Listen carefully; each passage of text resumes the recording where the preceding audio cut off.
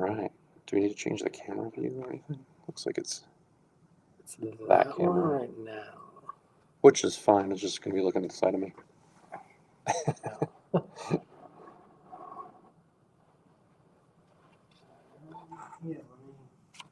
I mean, it's okay.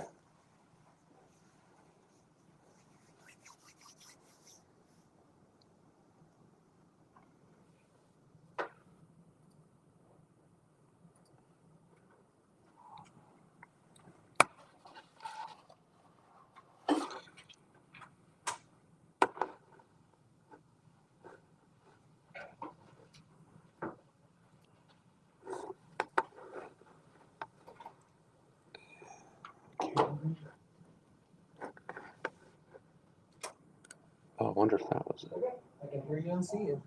Awesome.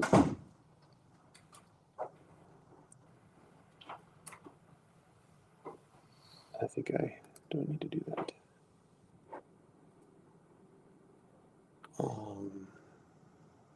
Okay, so we just want to leave this camera view?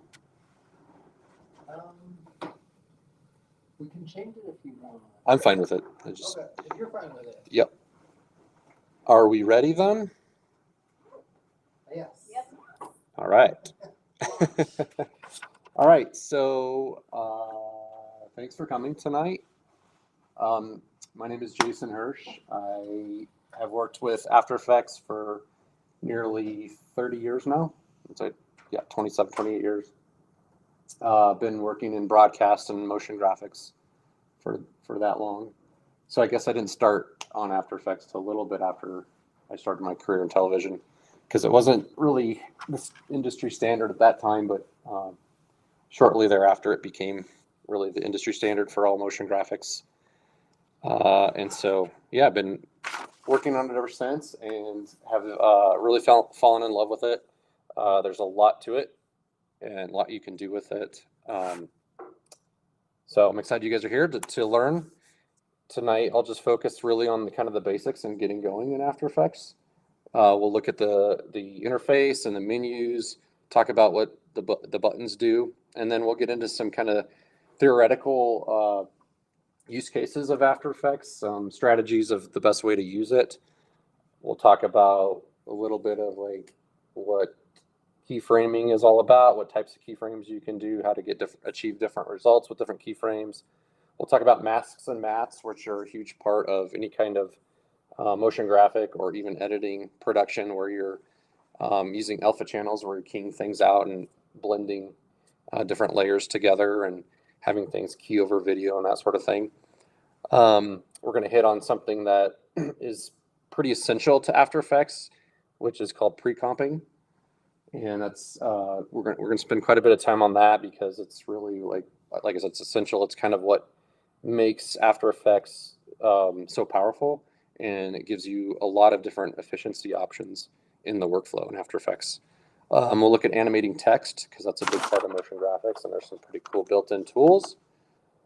And shape layers is another section we'll look at, which is fairly recent, and I say that in light of how many years I've been working in After Effects. For me, it's fairly recent in the grand scheme of things. In addition to After Effects, where you can use different, basically vector paths to animate those on and do different things, animate them on, off, create shapes that morph, use it for logo animation, all kinds of different cool things with that simple flat graphic type vector looking graphic animation.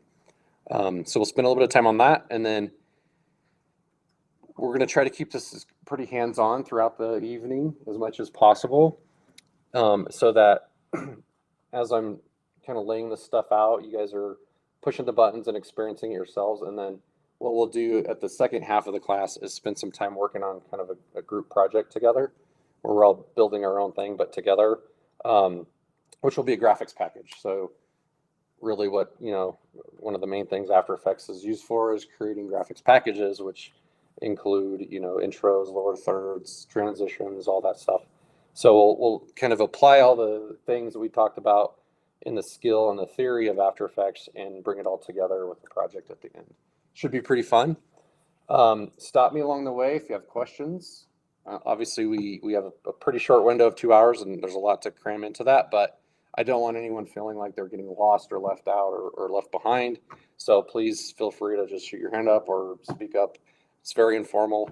And if you don't get something, let me know, because we can, I'll re-explain it and we'll move forward together.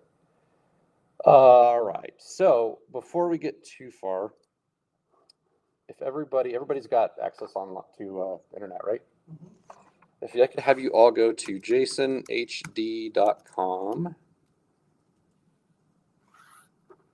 and it'll take you to my website, and we're going to look at my demo reel here in a minute. But before we do that, if you could go to the After Effects course button at the top and then scroll all the way down to the bottom, there's a button called Class Content. And I'm hoping that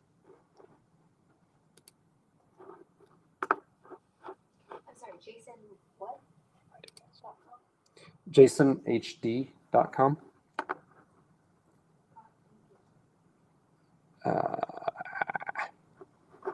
Reload. Is everybody getting the privacy error? All right, how are we going to get around that?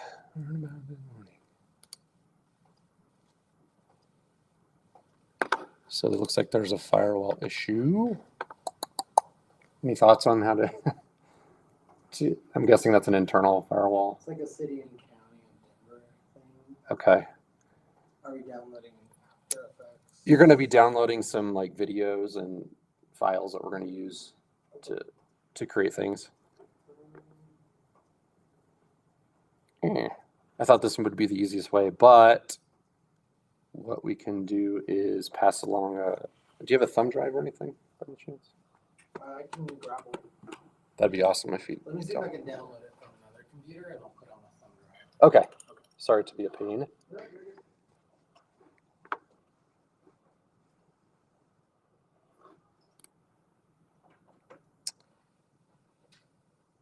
Any questions so far while we're waiting?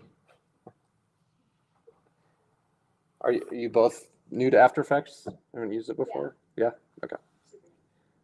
Any editing experience? Very little. Very little. Okay. Sorry, another issue. Do you have one on your computer that we can throw these on? Or do we still need to download? I have the files on my computer, yeah. Okay. So if we can Alright, just put that in, then we'll just dump it off. Thank you. and then I'll give it to them and then I'll Okay. download it. Look at that. More problem solving oriented. We're solution focused, not problem focused. That's We've right. got a problem. Bring it to me. Yeah. Take care of it. Problem? What problem? Let's see. That would be called. Is that no name? No name. Elusive. Yeah. Why won't you copy? Copy. So it's not gonna let me. There we go. There it is. We'll be ready in 9 days, 10 minutes. Such an optimist. Oh well, that's capping. Let's go ahead and. I always like to just show my work so that people can kind of see a little bit of my background and history, and hopefully get a little bit excited about using After Effects and some of the things you can do in After Effects.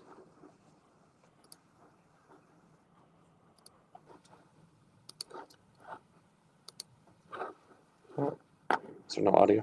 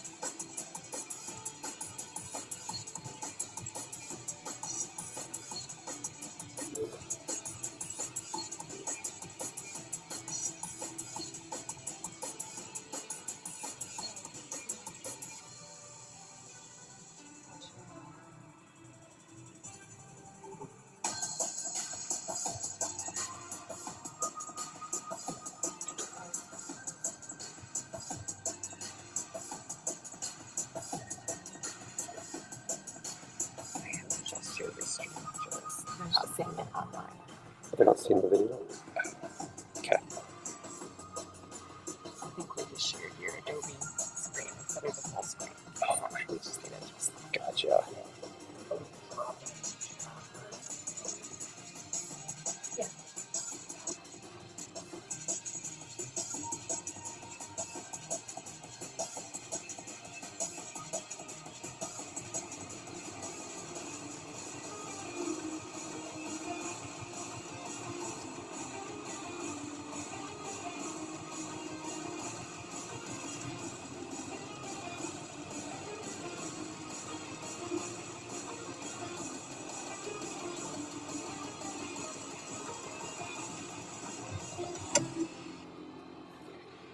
It almost synchronized the chime of the file getting done at the exact same time. That was perfect.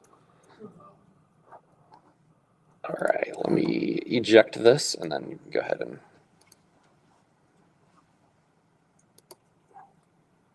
There we go. That was pretty fun. Thanks for sharing. Yeah, definitely. Okay. Do you want to sit? My mouse is work now. Oh, how lovely. Our stuff works? Oh, good. Okay. So let me just go ahead and screen.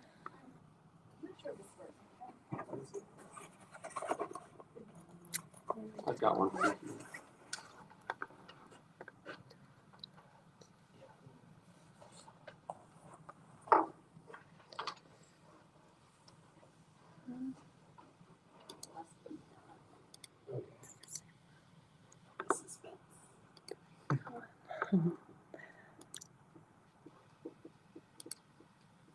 Okay. Those are cool chairs. When I'm selecting screen, it's not giving me the same options as far as the whole screen or just the Adobe screen. So last time it gave me the option to show the entire screen or just the Adobe. Oh, the whole window. So not screen share. Yeah, maybe those 3 dots next to Jason. Just right.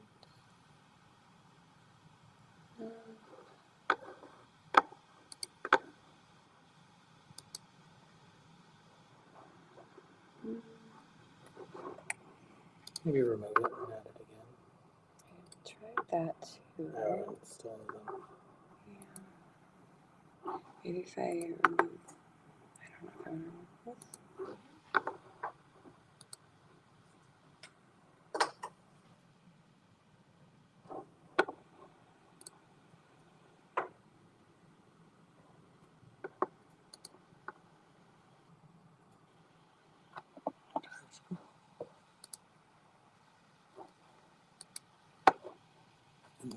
Sure. Oh, I clicked it too quick.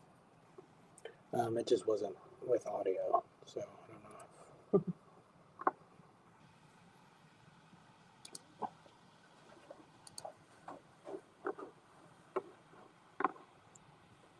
Also share tab audio. Okay. Entire screen. Yeah. Okay. Boom. Technical difficulties, guys. Sorry about that. Okay.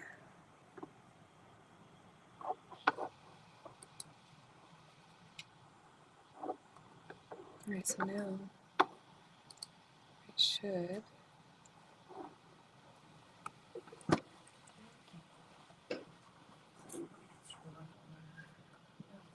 Well, sometimes there's a lag. So. Let's go.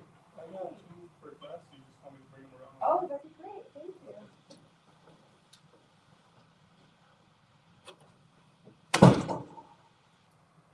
And then, are you checking audio? Because this on the website doesn't have it. Oh, okay. I have to go here.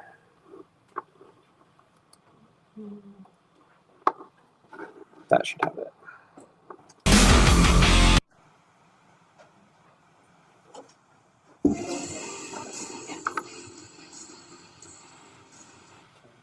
through. For some reason it's still.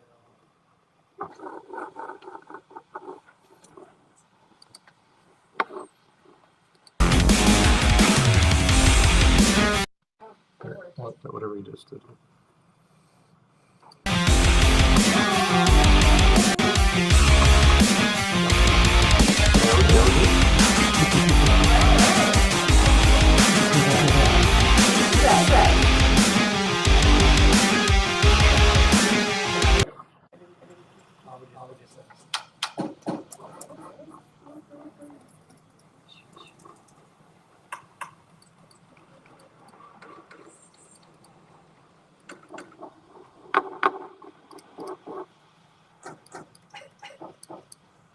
Okay.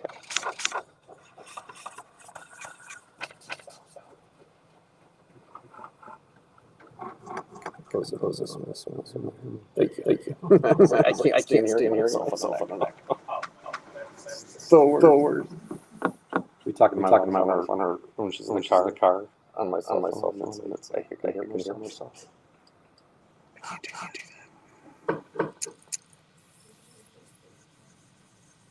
All right. A few more minutes to get the new students going here. Do you want me to keep going? Okay. Let's see. I need to find a folder really fast.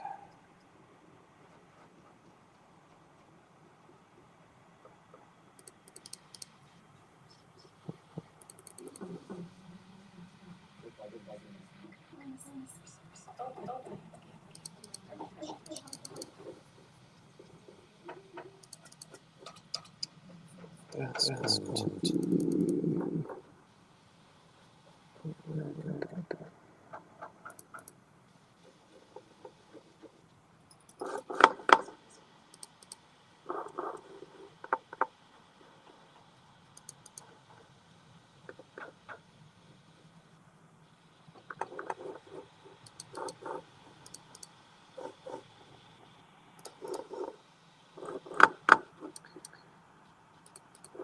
Give me two seconds here. I'm just trying to find a document.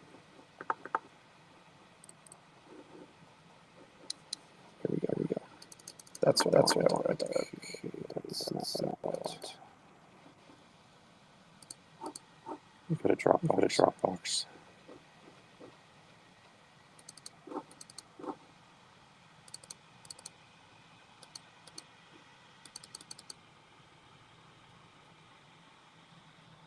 Okay. So I will just tell you real quick as we get going back. Sorry for the delay, everyone. A few technical issues online. Thanks for being patient. In the thumb drive that we're passing around, if you download those files, that folder called Defiance AE 101. Inside of there, you'll find three subfolders: documents, and then static graphics and video. And we'll use the static graphics when we start our class project. But for some of the stuff I'm going to do right now, with the interface in documents, you can find some really handy files that you might want to refer to back later. So like there's some hotkeys here that I'm going to go over. There's a whole list of well, that's not the one I wanted. Shortcut keys. So this is a really in-depth document. If you want to spend some time reading about shortcut keys and a good reference to have on standby if when you start working in After Effects a lot. Learning shortcut keys, as you probably know, is a huge time saver. So with After Effects. Okay, let's see. I want to spend some time here. Just going over a couple different things. If you're working on a Mac, like you are now, the command is going to be your friend for shortcut keys. And if you're working on a PC, the control key is going to basically act as a command. Same thing with other applications. That was worth going over. There's some shortcut keys that you need to use Option 4. On a Mac, that would be Alt on the PC. that sheet that I just talked about in the document that has all the shortcut keys. There's a bunch of them. It's good to know them, but the main ones that you're gonna want to probably memorize or know pretty quickly. And some of these are pretty universal throughout different programs. But Control or Command S for save. Command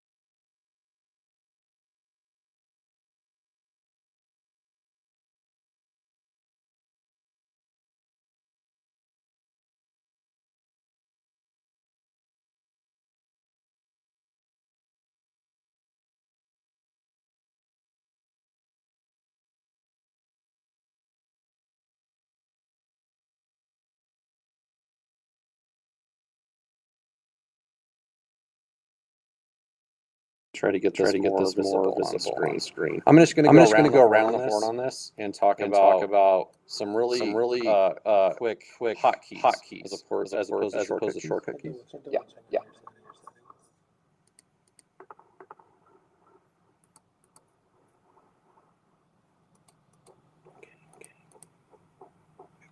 So better. Okay. So I'm just going to kind of go around the horn here on the keyboard and talk about what these.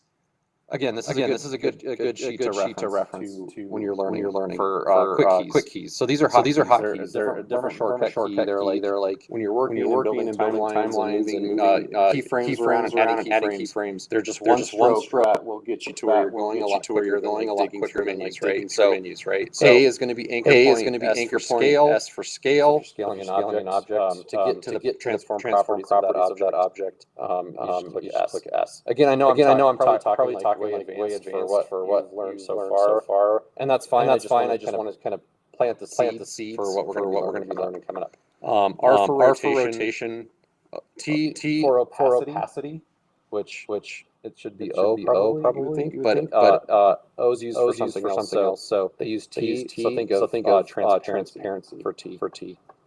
U for see all keyframes.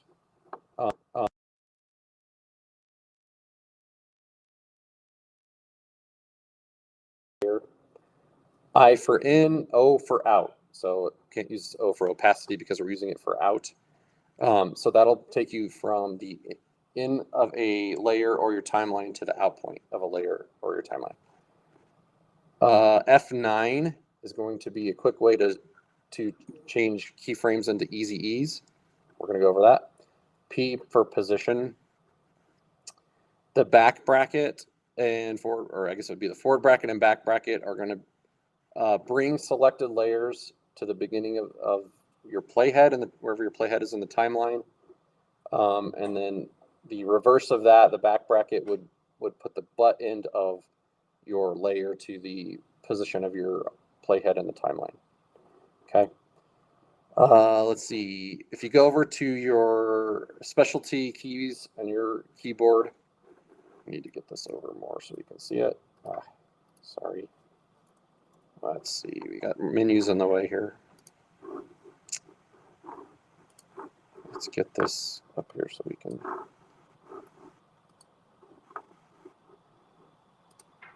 I'm going to move this over.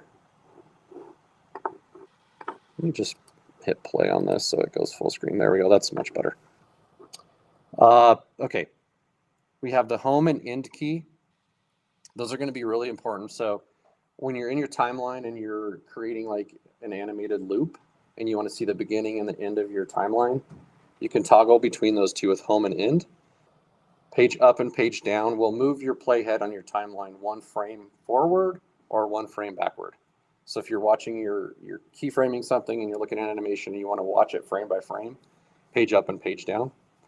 The little asterisks, if you look at the far right of the keyboard, that's going to add a layer marker. So in your timeline, once you add a layer to a timeline, you can add points to a layer. If you want to, like, say, I want, text to start at this point where this layer is, you can add a marker and you can add notes to that. Okay, we'll go over that. Let's go back to the left-hand side and look at the more of the bottom. The C key is going to toggle between cameras if you're working in 3D. We're not even going to get into that tonight. The space bar is important. That's how you watch what you're working on. So you're building an animation and you want to watch it. You hit the space bar and it's going to build what's called a RAM preview. So it's going to cache in all your data on your timeline into RAM, and then it'll play it back for you. Okay.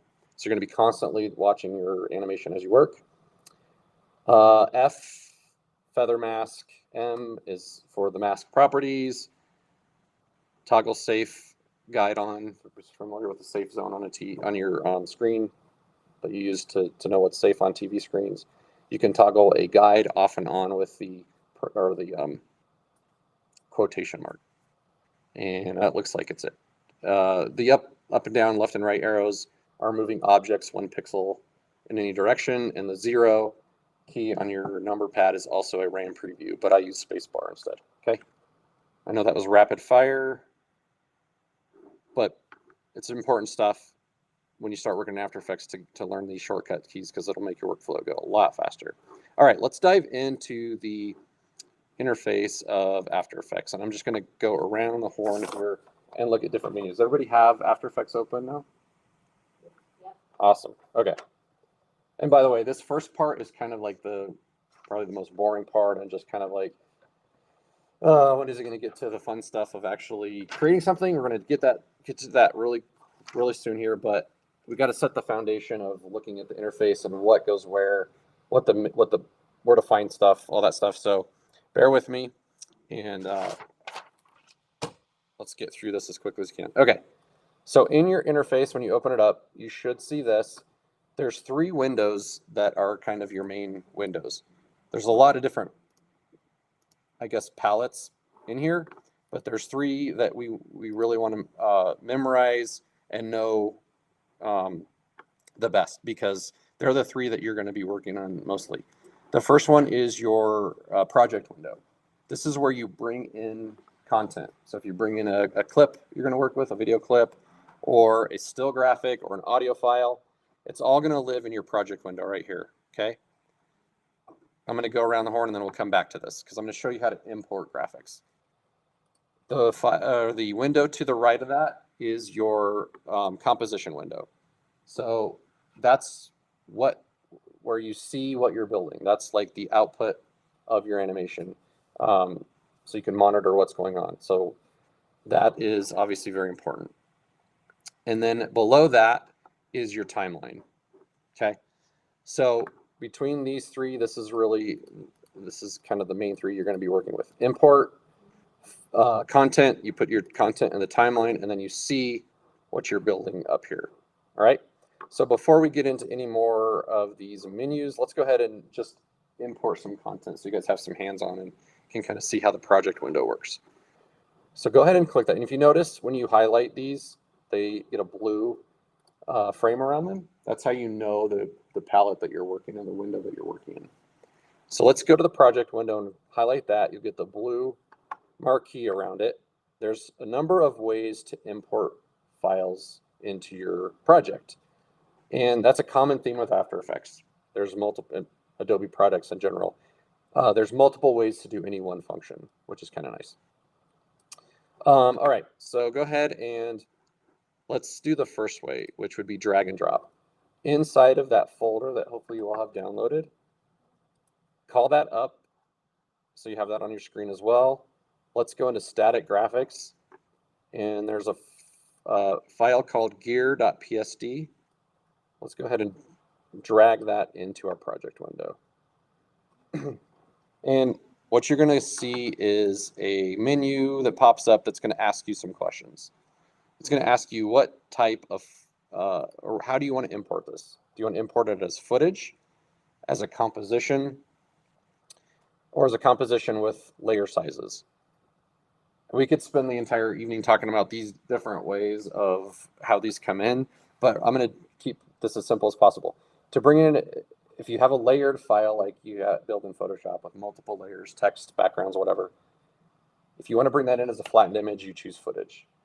If you want to bring that in as layered files, you're going to have to go to composition, because then it's going to bring it in as a timeline with a bunch of different layers. And then the composition retain layer size is the same thing, except it's going to keep the sizes of each individual layer that you created in that layer in Photoshop or whatever layered project you're working in. Okay, so for this instance, let's just keep it on footage.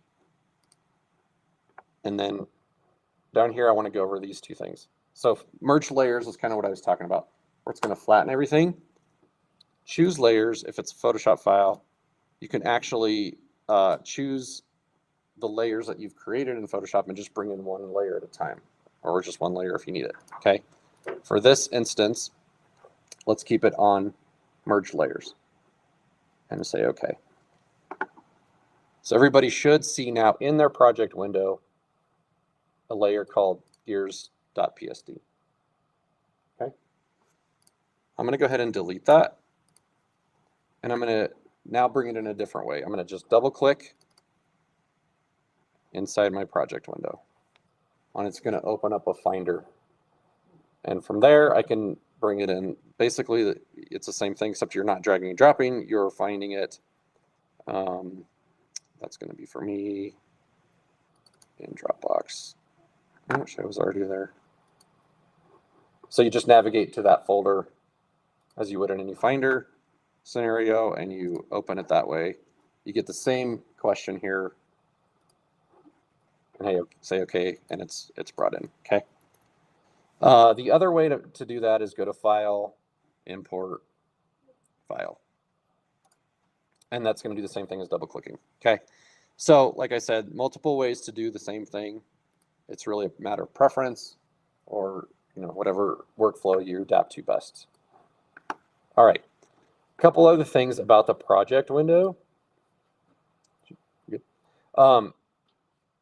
There's these set of icons down at the bottom, and these are going to be pretty important. The first one I want to look at is the second one from the left. I'm not going to worry about some of these more in-depth ones, but the simple ones that are going to be used frequently are going to be the folder. So go ahead and click on that, and you're going to get a subfolder up here. This is a great way to organize your project. When you start bringing in a bunch of files, you can imagine how messy that can get, right? And so the way I like to do it is I divide it up into like render comps, pre-comps. Again, I know we haven't hit on that yet. But then another one is like assets. So any type of asset I bring in, whether it be a Photoshop file, a movie, a .mov, an an AI Illustrator file, whatever it is, I'll put in a subfolder, and I can rename that subfolder whatever I want. So I call this like assets. Another way to do that would be to create subfolders for the types of files. So you could do a PSD, you could do an AI, you could do a QuickTime subfolder. You can really organize this however you want, but that is a really nice feature to keep your projects organized. Okay, this next icon over from the right of the folder is called, if you hover over it, create a new composition. Okay, now this is where this bottom menu comes in. This is your timeline, which also another word for that is composition or pre-comp. So if you go ahead and click on that, what that's going to do is open up a window called composition settings, and in there is where you're going to set up your composition. This is just one way to do this. Okay, so I'm just going to call this one test. If you're working in HD, it's the standard 1920 by 1080. Obviously, you can change these. I'm going to change it to 4K. There's some presets up here, or you can just manually do this if you know the aspect ratio. You may want a square, so you may want to do a 1080 by 1080, just depending on what it is you want to do. But your final output is going to be obviously whatever your video clip that you're building. That whatever you want that to be is what you're going to want to set up for your final composition or your output composition. Square pixels is pretty much the standard these days. We used to have all kinds of different NTSC 0.9. It got really confusing when we were working and transitioning from 4:3 to 16:9 HD, that whole transition period. Thank goodness we don't have to worry about that too much anymore these days. Square pixels is really the standard, so I would not worry too much about changing that. Frame rate is important. 2997 or 30 frames per second is the standard television frame rate. There are sometimes you may get 24 frames per second or 60 frames per second footage that you're working on. So you may want to change your frame rate in your composition to accommodate that footage or whatever your output's going to be. If you drop this down, there's some presets in here. You see 2997, 5994, 24, 2397. So some of these, like the difference between 5994 and 60 has to do with drop frame, which there's a whole theory on, or there's a whole like explanation on that and the math of frames and all that. We're totally not going to get into that tonight. Let's keep it simple. Let's just work in 2997. That's typically like probably 75% of the time I'm working with my animations is going to be in 2997 or 30. So I called it test. It's an HD 1920 1080 square pixel 2997. Start time typically is 0. When you're working with different footage clips, that might vary, but for a brand new composition, there's really no reason to start it at anything but 0. And then the duration. This is important. So if I'm making a 30-second commercial clip, 30, 0, 0. Okay, if I'm making a 15, 15, 0, 0. So that's how that math works. Yeah. So I'm going to keep this one 15 seconds, say okay. And then let's see what happens. I don't know why this is getting this spinny wheel of death. Didn't do anything except create a new composition. Bear with me while this... I think I missed a small step. Should I bring in the other assets? Right now I just have gears. No, that's fine for now. We haven't brought any other ones in. What are we doing here? Okay. After Effects decided it needed a little vacation there. Okay. So now you see in my project window is a composition, which has that same icon as down here. It becomes a layer in my project file. And for this, I would create a couple folders. I would do one called pre-comps, and then I would do one called, and I'm going to put an exclamation point so it puts it at the very top of the list. I'd call this render me. Sometimes you're going to have multiple clips in there. Sometimes it's just going to be one. If you're building a graphics package like we're going to do, and go ahead and save this project as we go. So we'll use this as our project for tonight. But we're going to have multiple assets that we're going to be rendering out. We're going to have an intro, a lower third, a transition, and they're all going to go and render me because that's what we're going to render. That's the final like output file that we're going to render out and give to the client, right? And any composition that we're going to be using to help build those is what's called a pre-comp. So we're going to have these like little kind of buckets of like individual timelines that are going to feed into our main timelines. Those are called pre-comps. Those are going to go into, those are going to go into pre-comps, which yeah, there it is. So the test, you know what? Yeah, we'll just call test. We'll just leave it as test. It's blank. There's nothing in it. We'll put it inside of pre-comps for now. I'm going to go ahead and save this so we can start building on this and saving it as we go. You can put it in your Defiance AE 101 folder, and I'm just going to call this class project. Feel free to do the same. I would recommend holding on to these projects too, moving forward as you're learning, so you can refer back to them. Okay, let's look at one other way to make a pre-comp, okay? Remember we brought in gears, and it's in our assets folder. Let's look at something before we make a composition out of this or put it in our timeline. If I highlight this up here in the window, it has my aspect ratio or size of the file, 1920 by 1080. So that's good to know. Sometimes, a lot of times, you bring in artwork that's 250 by 700. It doesn't matter, like some random ratio, depending on the size of it could be a logo or it could be a photo that someone gave you that you're working with. It's good. You need to know what that is because you can make a pre-comp out of this by dragging it from there onto this icon. And it's going to make a brand new composition. And that composition is going to take on the properties of that file. So that's why I was saying it's important to know. If you bring in a logo file that's 50 by 50 and you drag it onto that comp and it makes a composition out of it, your composition is going to be 50 by 50. Okay, so you just got to know that. I referred to a shortcut, which was Command K. Go ahead and select that layer in your project and hit Command K. This is going to bring up the composition settings. So this is that same menu you got when you created a composition. Boy, but it's going to bring up the settings for an existing composition that you have highlighted.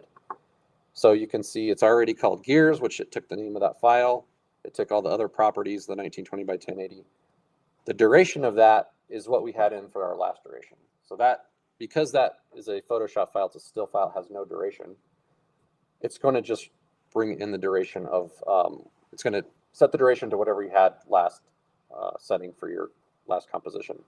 Now, if it were a video clip that was 2 minutes long and you brought that in to it, you drug that onto that icon and it created a composition out of it, it'll make it 2 minutes because it does have that property assigned to it. Is that all clear so far? Okay, I know I'm maybe going fast, there's a lot to get to. Okay, so let's go ahead and we'll leave that as a composition. I'll put that in my pre-comps for now. Okay. Okay, let's move on. Oh, one other thing before we move on to the composition window, as we're still looking at project window, is this last icon, which is the trash can. That's pretty obvious. If you want to get rid of a file or a folder, you just drag it on there. Or you can just select it and hit delete on your keyboard. Okay, moving on to the composition window. Like I said, this is where all the action happens. So once we start keyframing and doing a RAM preview, you're going to see the animation happen in this window. This is also a window where you can, like these two windows are talking to each other, right? So if I select this layer and I do something to it, like I scale it, whatever I do down here is what you're going to see the result of up here.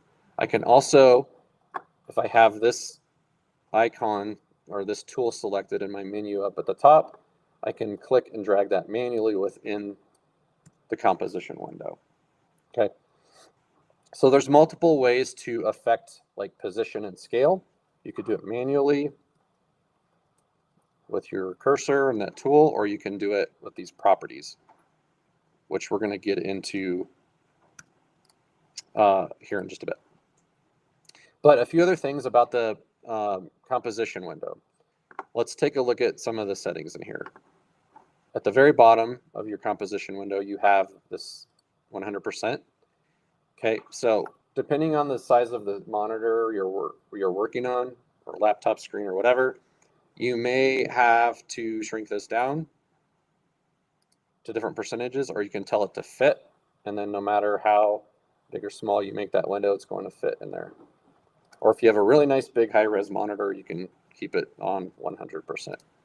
You can also, if you need to zoom in to see, you know, some detail, you can zoom in to these numbers above 100%. To the right of that, you have this drop-down menu where mine is set to quarter. You have some options: auto, you can do full. Do you notice when I click the full, how sharp that got? So that's full resolution, that's half resolution, that's third resolution, that's quarter resolution, pretty self-explanatory. Or you can put it on auto, and that's going to self-regulate the resolution based on the size of your window. What I typically do when I'm working, this is theory, is when I'm keyframing and I'm working on only motion, I'm not worried about the aesthetics of like color or sharpness of an image, because I already know that's fine, I'll put it on quarter because it's going to render much faster, okay? And when you're keyframing in After Effects, a lot of it is keyframing, watching it, adjusting keyframe, watching it again, adjusting keyframe even more, watching it again, right? So you can imagine how much time that takes. The higher the resolution of that, the longer it's going to take to build your RAM preview. So I keep it in low res so that I can watch those renders really quickly, get my motion set. Then I can go back when I'm tweaking actual detail of the quality of the image. I can set that back to full. So that's really handy. A lot of these we're not going to get into. I'm just going to see which ones are important. The second one over from this block is really important.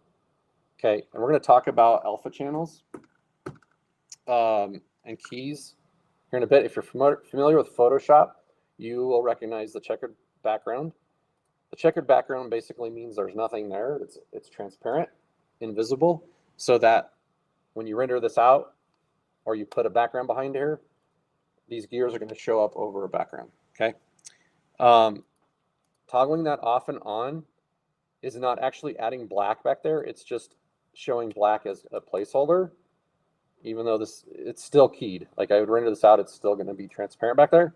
But if you want to actually see that while you're working, that's where you toggle that. Let's skip all these or skip all those. Those are, they're sort of important once you get going in After Effects, but for tonight, they're not like essential. So let's kind of fast forward past all of that and jump down to our timeline. Okay. So you've seen how these three windows are so far interacting with one another. This is where all the work goes into keyframing or creating your animation. And we're going to talk about keyframing next. Each layer, let's try to keep this as simple as possible. Each layer you bring into your timeline has a set of basic transform properties, which if you twirl it down, it's going to come by default with this this kind of sub menu underneath that says transform. And if I open that up, you're going to, every layer that comes in is going to have these: anchor point, position, scale, rotation, and opacity. Let's go ahead and just mess with those a little bit. Anchor point looks like it moves position. I'll explain that difference between that and actual position here in a minute. Go down to position and slide that number over. That's your X, that's your Y. So you can move things more linear with these numbers. You can also select them and type in. If you know an exact coordinates, you can type those in. Scale, up and down from percentage-wise 100% to 0% to over 100%. The chain link is on by default. If you unlink it, then you can change your X and Y, so you can distort things. Not typically recommended in graphic design to distort things unless there's a really good reason to. Underneath that is rotation, pretty straightforward. You're affecting individual degrees on this number to the right. If you want to go an entire 360, then you can go by full units. So that would be like 1 unit is an entire 360 rotation. You can't see that now, but if we were to keyframe that, you would. And opacity, very straightforward. Taking the opacity up and down. Now, I mentioned those hotkeys earlier. This is where those come into play. So instead of like clicking, and then figuring out what property, I want to change. Let's say I know I only want to make this transparent. So all I have to do is hit T. It opens that property for me really quickly. Okay. A really quick workaround. Position, P, S, scale, R, rotation, A, anchor point. So those were those hotkeys come into play. Any questions so far? Okay, I know I'm flying. Okay, a few other things, and we're going to try to use some of this stuff tonight as much as we can. We got mode. These are transfer modes. So these are blending modes. So if you have multiple layers and you want colors to interact and blend with one another, I'm going to just tell you this, experiment with these because they're fun. You can get some really cool results. If you have 2 layers, the layer on top, if you change the mode, you'll see how it interacts with the layer below it. The T right here has to do with track mats, which we're going to get into. The track matte functionality is going to be super important when we get to mats and masks. So just remember that. I'm not going to explain how that works yet. These buttons will coordinate with that. Parent and linking. I want to show you this real quick. I'm going to make a solid. Go ahead and do this if you want. You can do Command Y. A solid is just a block of color. Okay. And I use them all the time. You use them for just creating a background, starting point. You can create them for building a lower third, block on the side, whatever. It's just a block of color. When you hit Command Y or go to Layer, New, Solid, same thing, just a manual way to do that. It's going to bring up a menu and it's going to ask you some questions, kind of like when we were importing. It's going to ask you what you want to call it. So we'll just call this parent test. Again, what size do you want it? You don't always necessarily want it the full screen. I'm going to do mine a small one, so 50 by 50. But if you want it to be the size of the composition, you can click on this, make comp size, and it'll adjust it back to 1920 by 1080 or whatever your window is. Aspect ratio, again, don't ever mess with that really, unless it's a really good reason to. You don't need to, it's square pixels. And then the color. So if you have a certain color you want this block to be or not, in this case it doesn't matter, but that's how you can change the color. Okay, I'm gonna say okay. And I get this little square that's 50 by 50 in the middle screen. Okay, so let's just say I want to parent one object to the other. I want the gears to be parented to the block of color so that if I move the block of color or rotate the block of color or whatever I do to the block of color, the gears are going to do the same thing. They're going to be attached to it, kind of like chain linking something, okay? That's what parent is. So to do that, let's have the parent be the block of color and the gears be the child of that parent. So there's 2 ways to do this. I can use the drop down and it's going to give me a list of any available options in my timeline that can be a parent, or I can use this. It's fun to do this.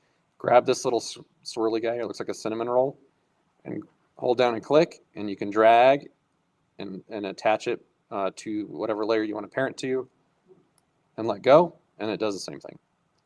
So, a couple ways to do that. Now, if I were to rotate the block of color, you can see the gears also rotate because they're parented to that block of color. Okay, this last little guy over here, stretch. That has to do with the speed of a video clip. So obviously it's not going to do anything to these. They're not video clips. If I were to bring in a clip of video and I wanted to slow-mo it, I can stretch it. 100% is real time, 200% is twice as slow, 50% is twice as fast. So I can speed it up or slow it down with that. If you do that, you're going to want to probably turn on some frame blending, which we're not seeing any options here. So I want to introduce you to toggles and switches. This guy at the bottom, or there's another way to do it up here. So if I were to right click at the top, I can go to columns. That's just right above any of your layers, right click columns. These are the columns that are visible up here. Right now, the ones that are checked are visible, okay? And I don't see, there's something called switches. So like frame blending, motion blur, those types of things. There's switches, 3D, to turn a layer into 3D, to switch on and off. I don't see them because it's not checked on. So to see those, I would need to go to switches. And you can see now those show up in this menu right here, which I'm going to undo that. Oops, let's redo that. I'm going to turn off switches for a minute so you can see.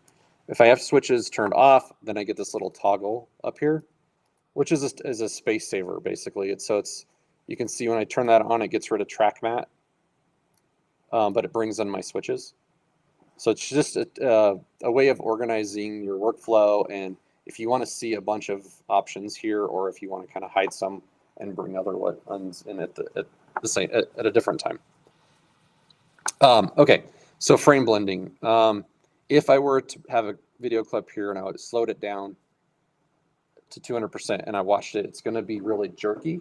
You're going to get frame grabs. So what I would do is, in that case, I would have the option to put a check mark here by the frame blending. I would check mark that and it would turn frame blending on and it would smooth that out for me. It would blend between those frames. Okay. So that switches and modes, and there's some other ones in here that aren't showing up under columns. You can turn these on. Render times. I actually never used that one. It's kind of interesting. Some of these are kind of fairly new. Your in and out, your duration. I typically don't turn any of those on. Really just stick with the switches and the main ones that are here: track matte and blending modes and parent and stretch. Okay. More to come on that stuff as we'll start to use it. Let's see. A couple other things that I want to hit on. Instead of bringing in a solid, let's say I wanted to parent something to an object, but I didn't want to see that object. There's something called a null object. So under layer, I could go new, and that's how we got the solid, right? Or Command Y. There's something else under that same submenu, layer new, called a null object. And what that is basically a block of nothing, but it's a layer that you can attach things to and do the same thing. So I could parent, let's say I wanted to parent my gears to that and then rotate that. Same sort of deal I did with a block of color, but it's a null object. And there's more to that you could do with a null. As you work in After Effects, you'll start to discover needs for it. It's really handy. But just on surface level, there is that built-in feature in After Effects to know. Something else. Let's go ahead and import another. Oh, Command I is also another way to import. That was one I left off the list. Let's bring in, let's see, let's go out of static graphics and go into video and let's bring in a small one, car drift racing, or whatever, lower file size clip you can find in there.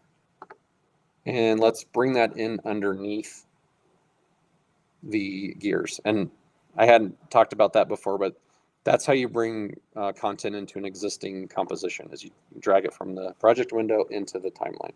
And you can position this layer-wise in different positions based on what you want on top or bottom. I'm going to scale mine up so it fills the screen and turn on full resolution so this looks a bit better. Okay, I'm going to show you what an adjustment layer is. Under that same menu, layer, new, adjustment layer. Again, that's going to come in with no visibility. It's an invisible layer. But that layer can hold properties that affect any layer below it. So let's say I had 100 layers in my timeline. That's pretty realistic sometimes. But I wanted to turn the entire thing like black and white. Okay. What I can do is use an adjustment layer as opposed to going into every single layer and taking the color out. And I can add an effect to that adjustment layer, which I'm going to quickly introduce you to effects. Your effects is the effects menu that holds a bunch of default effects, and where if you add a third-party plugin effects, they will all show up in this menu under effects. But you have all these categories and subcategories of effects. Let's go into color correction and go to hue and saturation. And that's going to apply an effect to the adjustment layer, which the settings are all set to 0, so nothing's going to happen. But if we start to move that, take the saturation all the way down to 0, you can see that both layers underneath that were affected. The saturation was removed from both of them. Okay, so that's an adjustment layer. Really handy. Okay. We looked at the big 3, importing, pretty solid adjustment layers, null objects. We did that. Selecting multiple keyframes. We'll come back to those keyframes. Okay. So, workflow question. yeah. So is it like traditional to just get the fine video exported out and then you work with graphics on top of that? That's a really good question. Or do people send a scene to you and then they like remix it in with the final? That's a really awesome question. And the answer is yes to all of that. So kind of like I was saying with After Effects, there's multiple ways to do everything. And that's really a preference. And actually, I do it both ways. It just depends on the project. So sometimes a client will send me a bunch of video that they've edited and they want me to lay graphics on top. So I'll bring in the video and do my work on top. Sometimes they want me to send them the graphics and they'll put it in their Final Cut Pro or Premiere that they're working in. So I'll export out graphics with alpha channels that they can lay on top or full screens that they can cut in.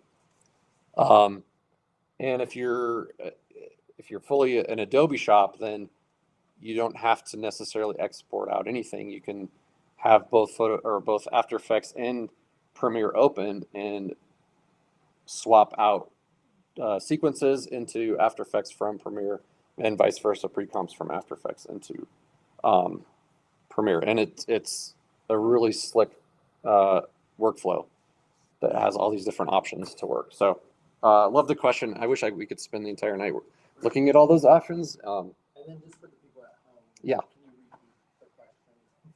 Oh, yeah, absolutely. Sorry. The question was for workflow, what is the preferred workflow? Is it bringing in content that's already been created into After Effects to create on that? Or is it, or creating effects and graphics out of After Effects for editors to bring in to work on? Was that, Yeah. did I? Yep.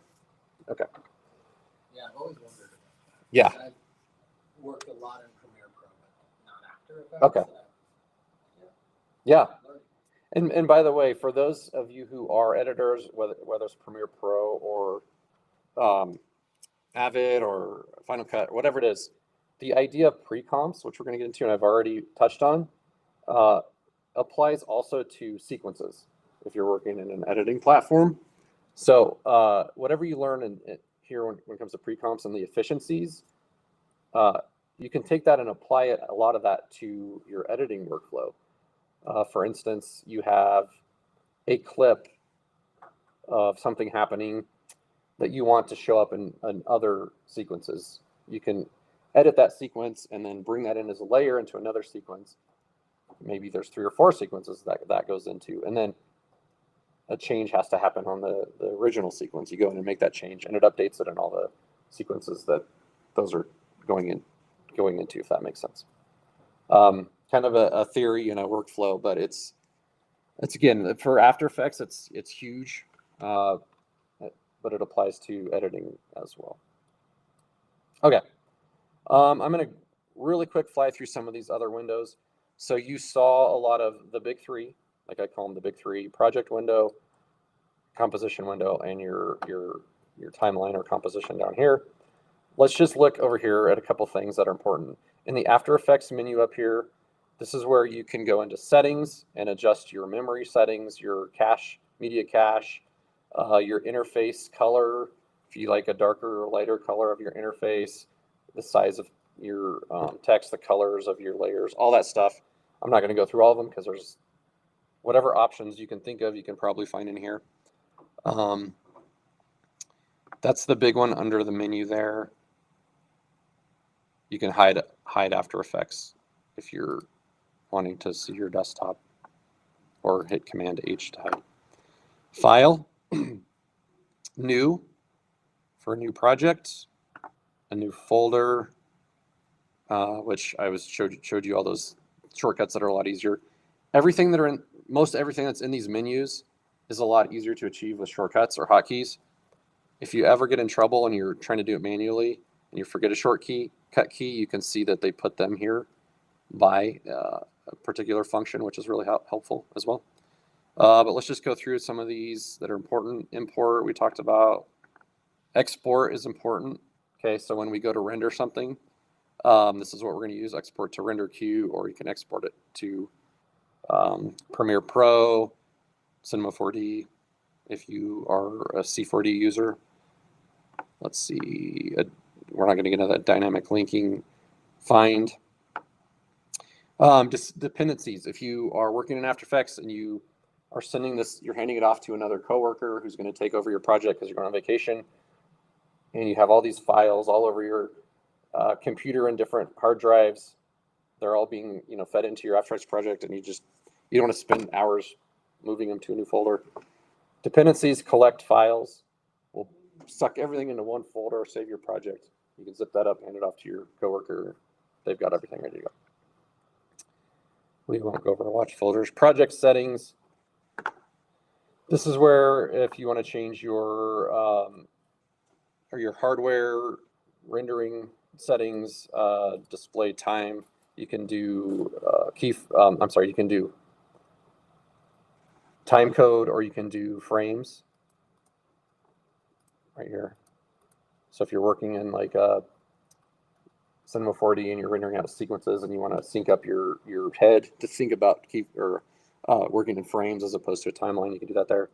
Color space, I don't really get into this except for here.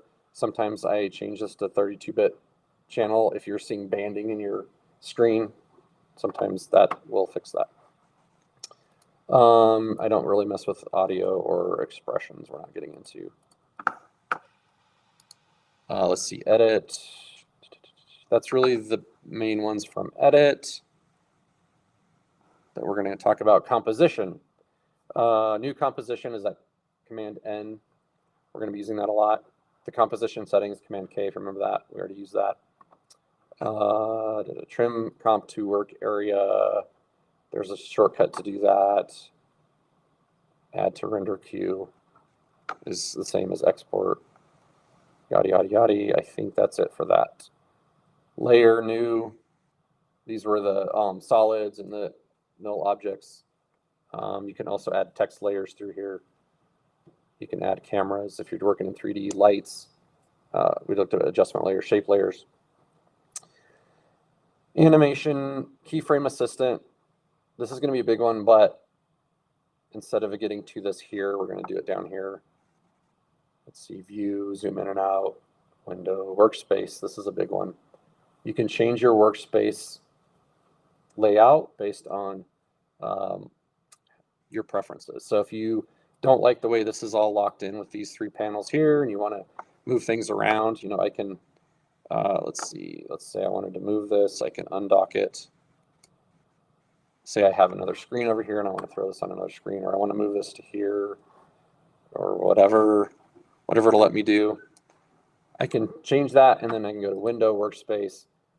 If I make changes and I want to keep those changes, I can save them, save new workspace, and name it.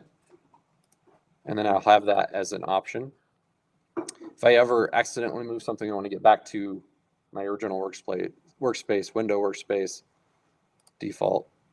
That's going to put it back to the basic default. Okay, so if you get in trouble with your menus, just remember that's under window workspace. Libraries, effects, presets. Effects and presets. So any type of window or menu that you're wanting to see that maybe you're not seeing, if you go to window, you can see what's check marked and what's not. So if something's not check marked, it's not visible. Let's say I wanted like my alignment tools to show up and they weren't there, so I just select them there, they'll show up. And this is a really handy tool, by the way. All right, so that was really quick and like a lot that I threw you guys, but I think we're kind of past the boring part when it comes to the interface. Does everybody feel like at least they have kind of a basic understanding of the interface, and at least you have, if you sit down tomorrow and like poke around, you'll know where to go to find stuff, at least get started on it.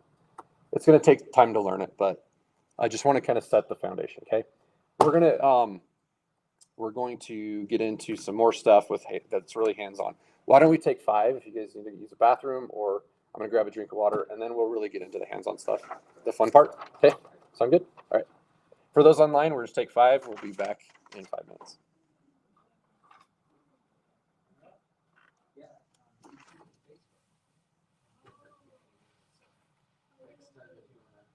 Join virtually, you can.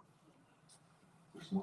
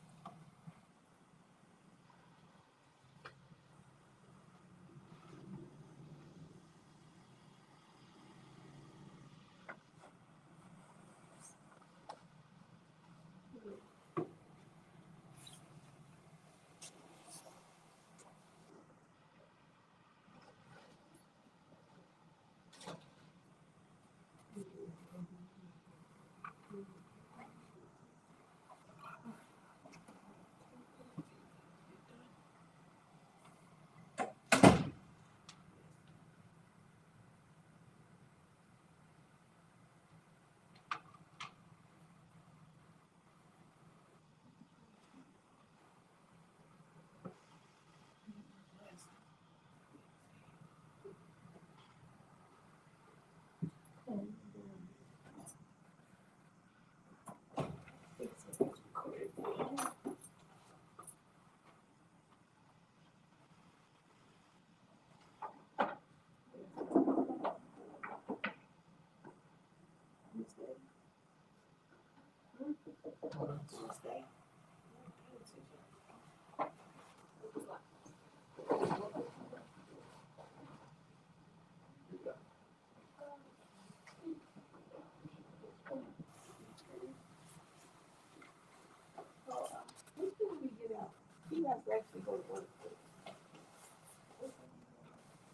yeah.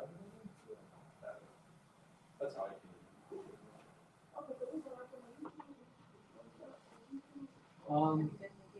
yeah, just now. I aspire to. How about you?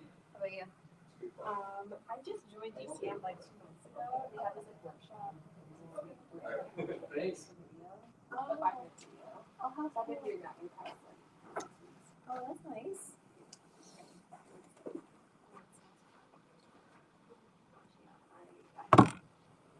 Very low aspect what I would make, but how'd you live in a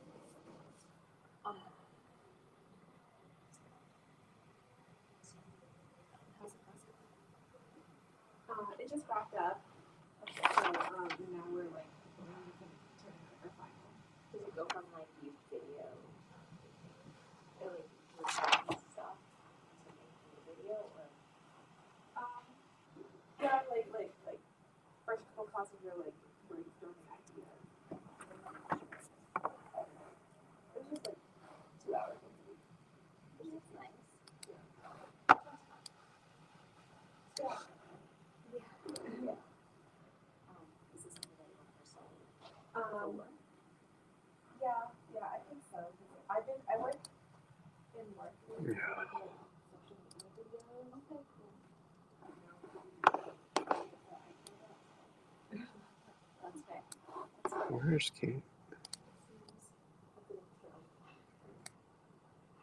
So, for that 6-week course, is it on? DCM, yeah, called My Voice, My Community. And the premiere of it is November 7th. Oh, that's what I'm thinking, yeah.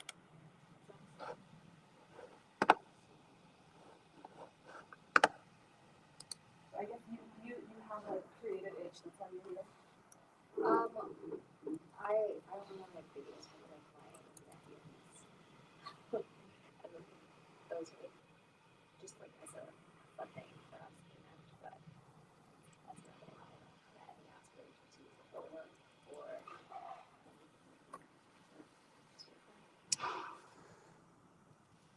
All right, we'll give a couple more minutes and then we'll get rolling because we got a lot to get through.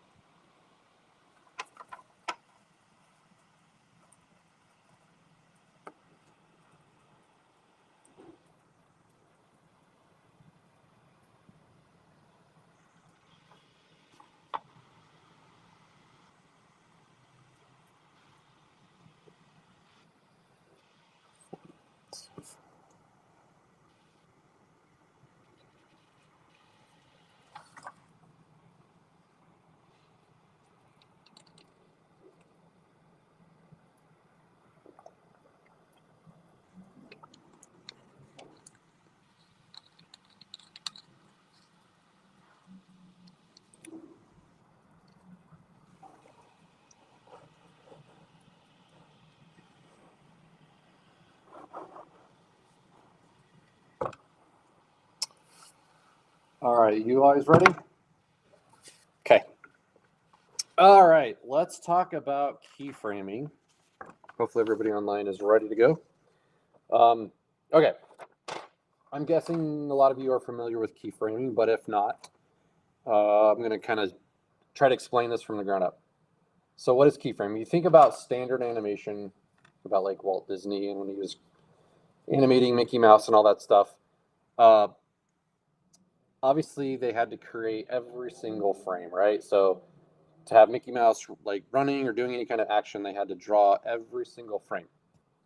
Luckily, we don't have to do animate nowadays.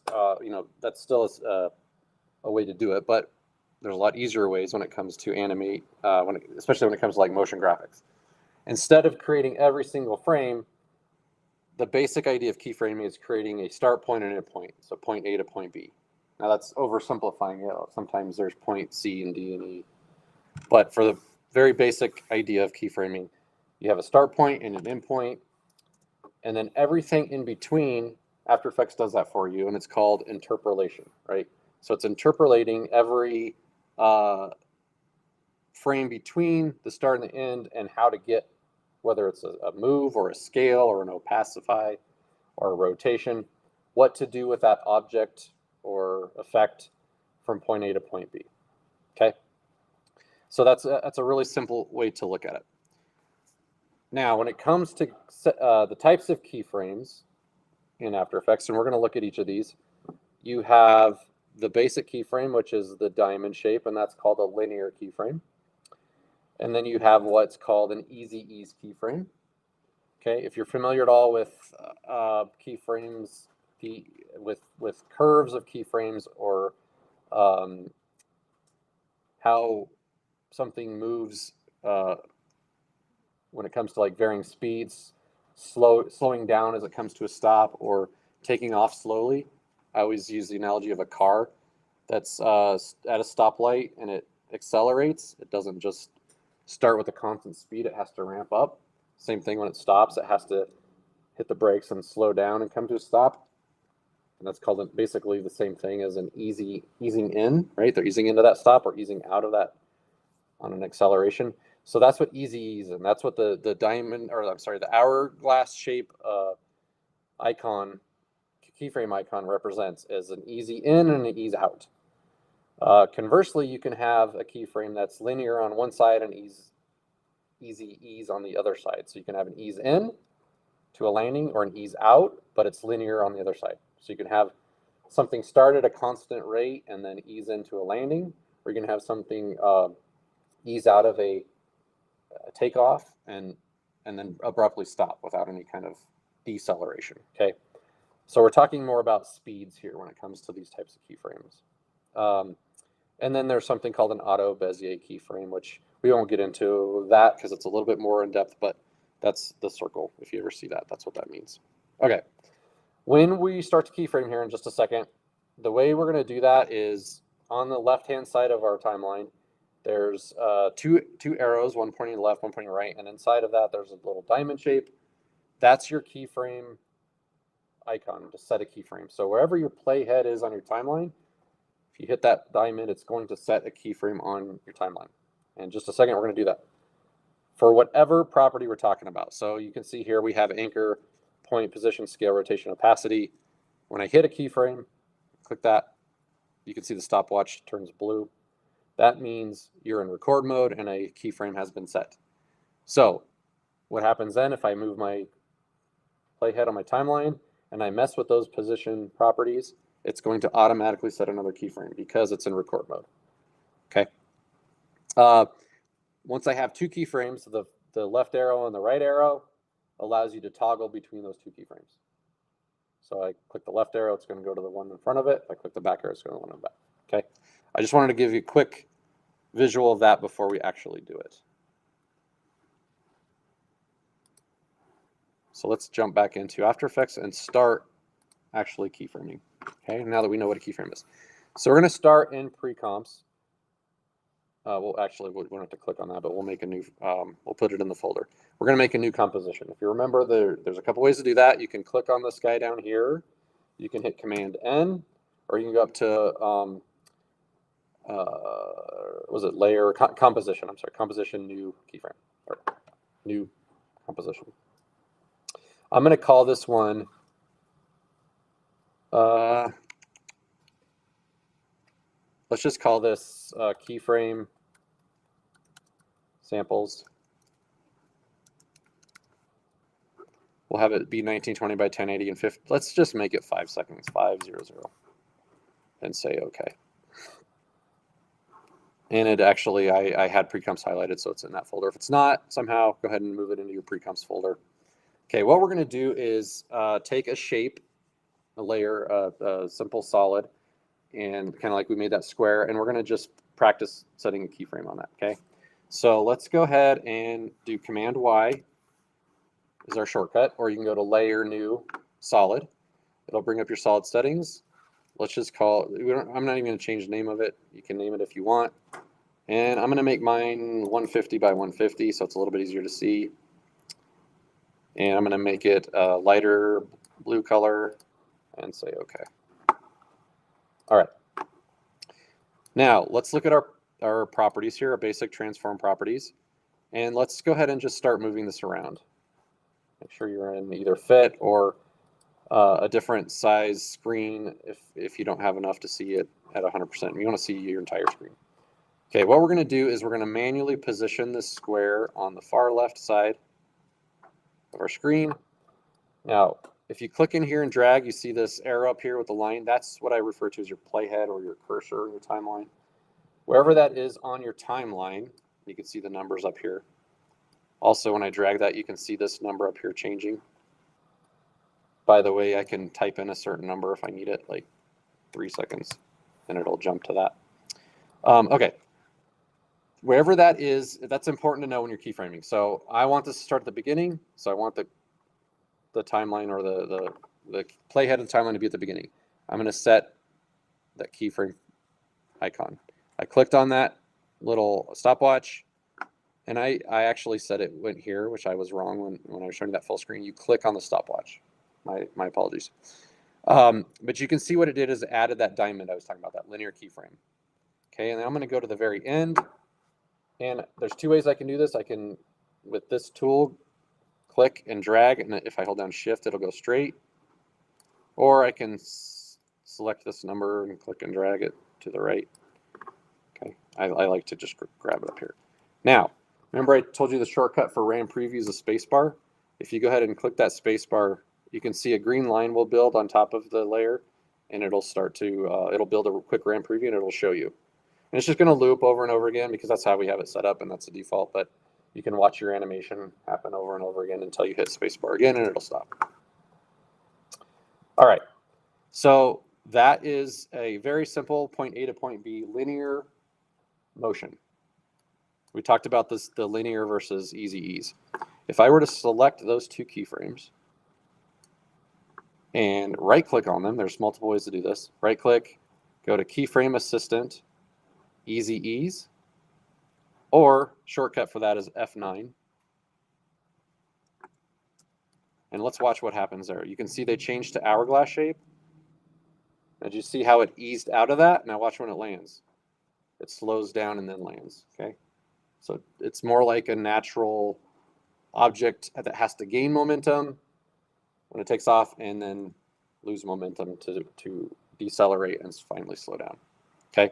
So that's your basic keyframe for position and ease in and ease out. Now let's have this thing rotate as it's moving from left to right. So same thing, playhead at the very beginning. We're going to click on the rotation stopwatch. I'm going to go down here, and I can manually move this, or I can click in these numbers and change them manually. If I wanted to just do like a 180 degree half turn, I can click that number on the right. If I want to do 1 full rotation, I can click the number on the left and hit 1. Or I can click in this and do 360. It's going to do the same thing. So now watch what happens. Pretty straightforward, right? It's doing a position and a rotation animation. Anytime you set a keyframe, it's going to default to linear. So you have to be aware of that. If you want it to ease in and out, you have to select them and hit the F9 or go to right click and keyframe assistant, or under animation keyframe assistant. Ease in, ease out. One other thing, animation keyframe assistant. Check this out real quick. Say you want this to go the opposite direction instead of re-keyframing it. I can select whatever keyframes I want to reverse. Let's say I want the position ones to reverse.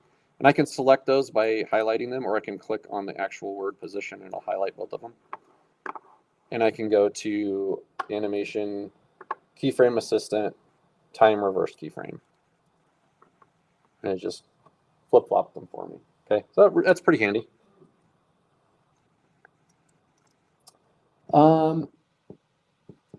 If I set a keyframe and I changed it to easy ease, but I'm like, oh, actually need that to be linear, I can just hit Command and click on it,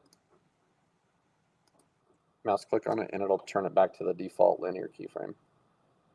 Okay, real quick, let's talk about, and we're gonna, yeah, let's build it. So we're gonna be incorporating our final project, class project, into these little sub lessons as we go. So that'll be a little bit more of an efficient way to do this since we only have 30 minutes. And I'm probably gonna have to skip over a few of these. So we're gonna build a looping background. It's part of our project. I don't have it on the list, but anytime, and this plays into pre-comping as well. Anytime you build a project in After Effects and you're gonna be building multiple elements, say for a graphics package, there's gonna be a lot of shared elements, right? So a lot of times I'll build an open, lower third, a transition. Most of the time, every graphics package I build includes at least those 3 items. And that's what we're going to build tonight. Most of the time, I use the same background for all 3 of those things. So that's what we're going to do tonight. We're going to build a looping background, and we're going to use that background in our intro, in our transition, and in our lower third. Okay, so let's go ahead, and this will tie the keyframing thing back into the lesson when it comes to using linear keyframe or easy ease. Let's make a new composition. We can keep it 5 seconds, and we'll just call this I'm going to use BGD for background and loop. It's 1920 1080. Okay, and I'm going to make a solid color. And I'm not going to be too worried about colors. Obviously, if you're building for a client and they have a color palette, you're going to want to use that.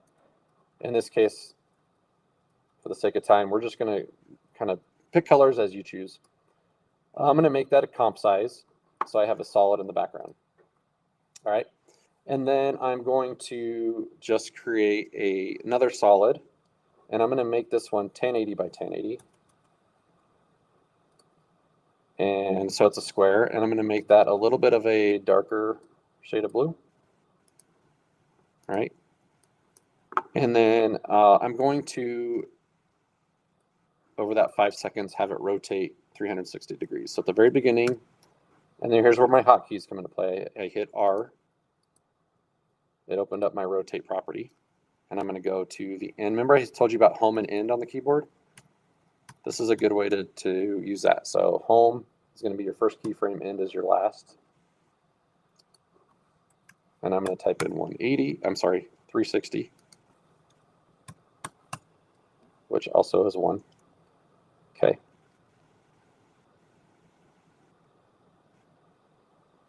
So it's basically doing, where linear keyframes come into play is when you're trying to loop something, whether it's a string of text or making a background where something just constantly loops and you don't have really a dissolve in it.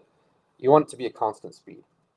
If you're animating a car driving down the road, it's starting and stopping, then you're going to want to use easy ease keyframes. So that would be the difference between a linear keyframe and an easy ease keyframe. Linear keyframes are really good for looping or keeping a consistent motion. Easy ease keyframes are more for more of a natural move of an object starting and stopping. So what we're going to do here is actually, if you see this, if you're creating a loop, if you watch this closely, you'll see it do a slight pause when it gets to the end and starts over.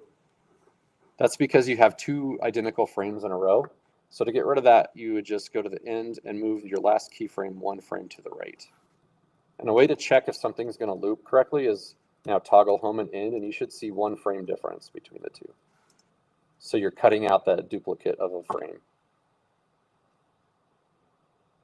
So now it loops perfectly without having a little bit of a stutter. Okay, so what I'm going to do now is I'm going to duplicate this. And to do that, I'm going to select the layer, Control D. Now it's going to make a copy of that blue solid. I'm going to scale it up. And I'm going to hit U to expose my keyframes. I'm going to select rotation, right click, and I'm going to do keyframe assistant, and I'm going to do time reverse keyframes. So now it's going the opposite direction. And I can't really see the square I have behind it. Remember I talked about those transfer modes? So if you see mode on your timeline and you click on that, you have a whole list of transfer modes, which are the way colors, layers play on top of each other and blend colors. Select overlay. And I see you start to get some really cool effects when you're blending colors. So I don't recommend this being a background you make and use in motion graphics, but for the sake of this lesson, this is going to be our motion background that we're going to use in our open and in our lower third and in our transition. Okay. Okay. I'm going to pass over the graph editor. I'm going to hit on it really quick. Let's go back to keyframe samples. And I have this gear going from now right to left, and I have an easy keyframe. You guys don't have to do this. I'm going to just show this to you real quick. If I want to change the actual speed of that, it's already easing out, but if I want it to ease out slower, there's something called a graph editor. To see that graph, I can highlight the keyframe and click on this guy right up here, and it's going to show me these graphs. If you're familiar with keyframing at all, you'll be familiar with this concept, but this is the speed graph where it slowly starts and then ramps up and then slowly ends. If I wanted to exaggerate that, I can click this, hold down Shift, and drag it to the right. And you can see I made the curve a lot more dramatic, so it's slower, even still coming out of that move. All right, masks and mats. Rapid fire here, guys, because we're running out of time.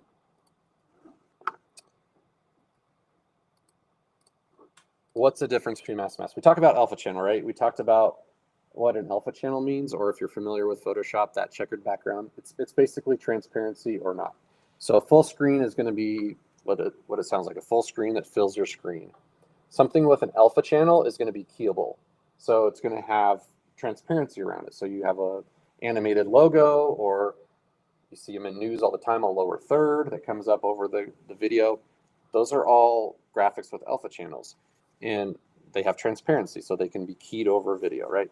So how do we get those alpha channels? Well, we create layers that either are not the full raster, or they're masked out, or they're using another layer to create a matte for them. All right, so let's go ahead and trying to think the best way to do this. Let's create a lower third, okay? So let's move the background loop from pre-comps up into render me, because that'll be one of our graphics package elements that we would probably render out and deliver to a client. Now let's create a lower third. So I'm going to do Command N for a new composition, and I'm going to call it lower third. And we're just going to have this lower third, actually we're going to have the lower third be 10 seconds long, because we needed to have a loop point, and we created a 5-second loop already. So we're going to basically multiply that by 2 and get 10 seconds, because we're going to have it loop twice. Lower third, 1920, 1080, 10 seconds. Okay, there we go. Let's bring in now, we talked about pre-comps and how important this is. We'll get a little bit more into that shortly, but we created the background loop that is now going to feed into our lower third composition. So this is where pre-comping becomes very powerful. We already created a background. We're going to use that background in another composition as a layer. it's already rendered inside of the other, or I'm sorry, keyframe inside of the other composition and ready for us to use as a layer that's already animated. Okay. We need it to be in here twice because it needs to expand the full 10 seconds, but we'll worry about that in a second. Okay, so how would we make this a lower third? Well, let's look at masks. Two ways to do it. We're going to look at masks and then we're looking at mats. The first way is masks. So if you look up here on this this palette of this menu up here, you have all these different tools, and we didn't really go over them for lack of time, but this is the selection tool where you can move things around. We've used that a lot. You have the pen tool, the text tool. Those are going to be important when we create animated text. But for now, we're going to look at this one. That's, if you hold your cursor over it, it's called a rectangle tool. That's going to be used in a couple different ways. First, for masking, if it's an existing layer that we're going to mask, or it's going to be used to create shape layers. Okay, so let's just use it for now as a mask. So we're going to select the existing layer, which is a background loop. Click on that, and it gives us this different cursor, which we can now click and drag. And I'm going to create a mask, the shape of a lower third. Doesn't have to be perfect. We're just doing this here, right? So now it's keyable. That we have a looping background in there. That's going to be keyed out. Now we want this to obviously happen again for 10 seconds. So there's a loop point. So what we would do is just go to the end of that, which is the O key. If we wanted to snap to the last part of that layer, we would go down, page down, which is advance one frame, and then we would duplicate this, Command D, and use our back bracket, which I talked about as a hotkey, to snap the edge of that layer, which is the beginning, to that place in the timeline. Now we have a seamless transition between these two layers. Okay. So what I want to do now with the first one is I want to animate my mask. So I want to just have it wipe on. So what I would do, remember we talked about the basic transform properties that come with a layer. Since we added a mask, now we have a mask set of properties, which I can keyframe. So let's say I want that thing to animate in in 1 second. So what I do is put my cursor there at 1 second, set a keyframe for mask path, excuse me. And a lot of times when you're animating in After Effects, you're working backwards. You're starting with the end point and then working back to where it's going to start. So I'm starting with the end point is at 1 second, and then I'm going to go backwards. I'm going to select off of this and then select back on it. Make sure I'm on this menu up here. That has to do with how you can grab different parts of the mask. I'm going to grab the right edge of this mask and I'm going to slide it back, holding down Shift. And now I have an animated mask that wipes on. I can make this last guy an easy ease keyframe, so it starts quick and then flows down as it ends. Okay, so that's masking. So we have our lower third built. I'm going to duplicate lower third. So I have lower third 2, and I'm going to get rid of my masks because I'm going to show you an alternate way to create this using a mat. So the difference between a mask and a mask uses a built-in tool inside of the layer that embeds and creates a cutout of that layer. A mat is using another object to create a mat or something to put objects inside of. So what I'm going to do is I'm going to create a new solid. And let's say in this case, I can actually make it, let's see, 1800 by, let's go 300. The shape of a lower third. Maybe it's a little tall. But that's the shape I want to use, and I'll position it where I want it. Now, what I can do is use this as a mat to put my background loop inside of. So what I want to do is, you see these track mats that we talked about, I promised we'd get to. This is where you tell this layer to use this top layer as a track mat. Okay, so what I would do is click on this, and I can use this cinnamon roll, same way I did with the parent, and just drag it right on that. Why didn't that work? Stand by. Oh, I hit the wrong layer. Actually, I do want that one. I want to do that with both of them. That's what you should see right away, though. So now they're both using, there's a drop down too, that layer I showed you as a matte. Okay, so that's the difference between masking and matting. Now, mattes offer a whole bunch of different options. You can do more with the animation and stuff like that.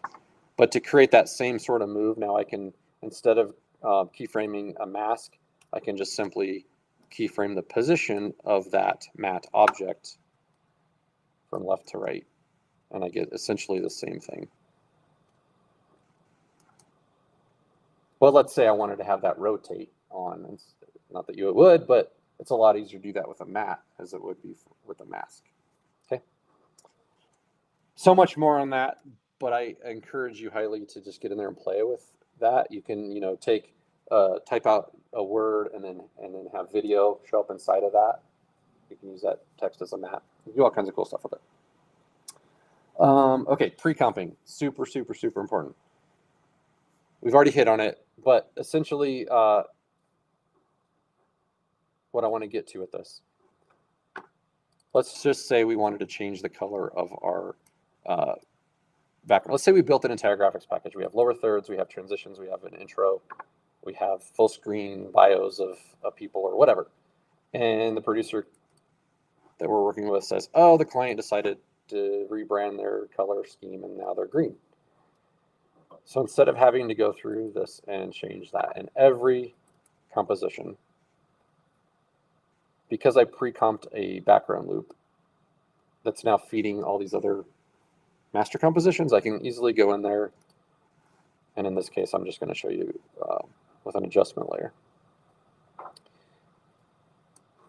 Change this one time. Color correction. Hue saturation. Colorize. And let's just make this a crazy green color. And then I go back to my lower third. It's all done for me, right? So that's a very basic explanation of how powerful pre-comping is. Now, I could spend hours talking about pre-comping and all the cool things you can do with it, but let that at least be a spark to start you thinking about how much efficiency and power and how much power comes with pre-comping. One other thing I want to point out is, I don't have a good example of why you would do this. Actually, I do. Let's say I had a different background in here that did something different. And in this case, I'm just going to use this car as my example. Let's just pretend that the car is a purple background. And so if I wanted to change these out to purple, the purple version, but I still wanted them to do the same move because I have all these keyframes in here and they're all masked and I don't want to set that back up. If I select those and find the replacement layer in here, hold down Option and click and drag. Now this isn't the right size, but you can see it's going to keep the motion. It's going to keep everything matted the way it's supposed to be. If it were the right size, it would fit in there perfectly. But I didn't have to change anything other than just bringing them in. So Option, if you highlight Option, drag, it's going to do a replace, but keep all the things that you've set up already. And that's really important to remember. And by the way, you can do that in Premiere. I don't remember the shortcut, but that's a really powerful tool. All right. I wish I could spend a lot more time on pre-comping, but we got a few more things to get through and we got 10 minutes left. So let's talk about animating text. Does everybody have a hard out at 7:30 or can we go a little bit longer? Can we get, if you guys could do like 15 extra, that would be awesome. Why work No pressure. Are you, yeah, you don't have to, but okay. I'm gonna go as fast as I can, but I might bleed over. Animated text. This is really cool. So let's say we're putting a name on this lower third. Okay. You can use your name if you want. If you've been able to follow along, great. I don't know if I'm going too fast. That's fine too. But I'm just going to create with this type tool up here. I'm going to select that and click down here, and it's going to give me an empty text layer, but I can start typing. And let's pick a color that's let's see. Oh, that's right down here.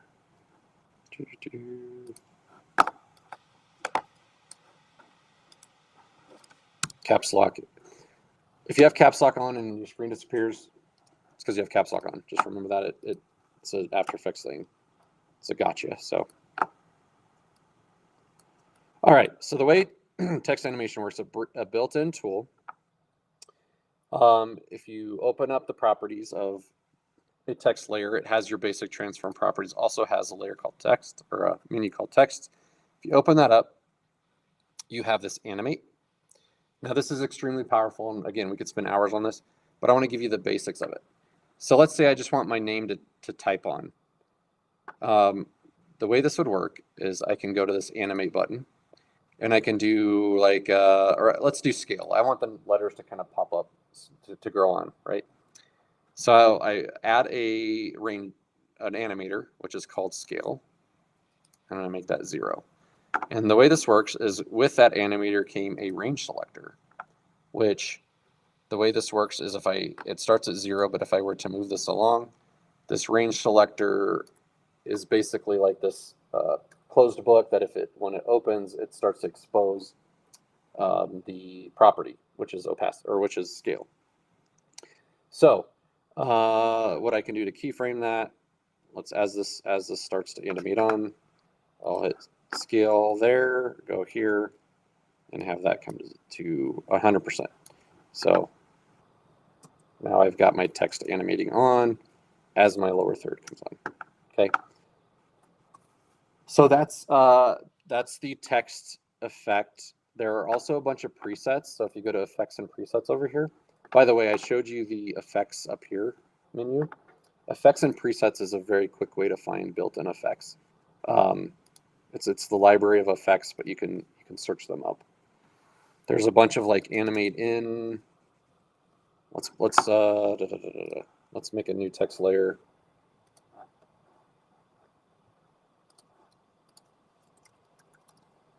Say I don't really want to spend time trying to figure out how to keyframe this, and I want a preset. Let's see, animate. Let's go text expressions now. Character. Animate in, out.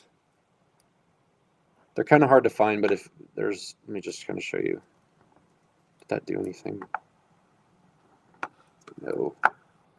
Let's do slide in.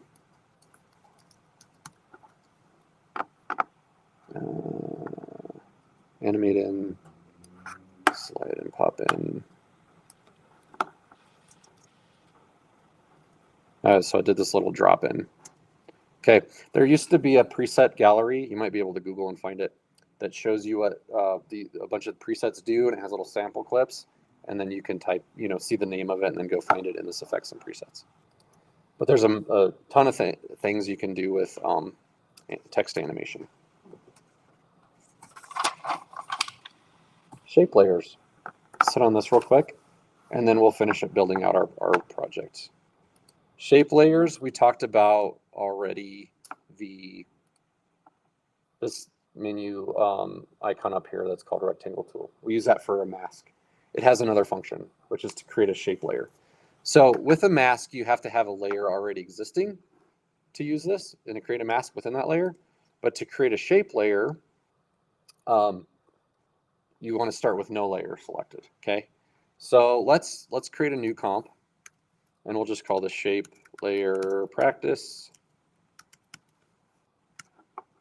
And I have nothing in here. Even if I had other layers here, just make sure nothing's selected. And then if you click on this guy, if you drop it down, you have some preset shapes: star, polygon, ellipse, rounded, rectangle. I'm going to start with a rectangle. If I click in the window and draw, instead of it making a mask, it's going to create its own shape. I'm going to call it shape layer. Now, what's cool about this is it has all kinds of properties that you can mess with. So instead of your basic transform properties, which you also have, you now have this submenu called contents. And inside of that, you have the rectangle that you just created.